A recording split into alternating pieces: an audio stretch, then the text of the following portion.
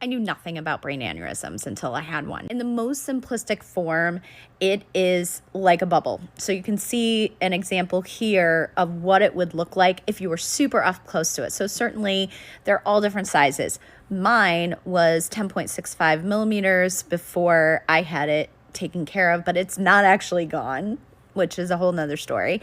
But at least it's reduced in size, so less likely to rupture, and that's where the horrible, horrible situations can occur. So where you see over here, I can point to it better, the green and yellow line, that's where the brain aneurysm is. They don't always look like this. It's just the way mine was shaped on the left carotid artery, but something needed to be done. The doctor actually said to me, you will not survive if it ruptures. So they needed to do something to prevent it from rupturing. So here are some of the potential problems that would maybe indicate that you have a brain aneurysm, but not necessarily.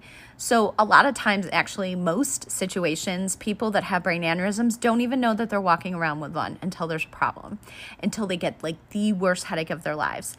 That did not occur for me. That is not what determined I had a brain aneurysm. For me, it was a consistent headache that I had for about a year, and it was not debilitating. Like, I could go on with my everyday life. It was just kind of annoying, and it was just irritating, and I would mention to the doctor, and they thought it was high blood pressure.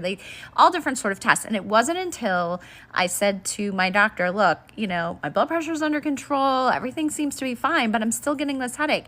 So he ordered the MRI for me, and that's what determined it for me. The other piece of information you should probably know is that not all MRIs can necessarily see what this is going on in your head. So for my MRI, I just had, I didn't have the MRA, which is a very common test to have done for predicting a brain aneurysm, which all my family has had since because it can be hereditary.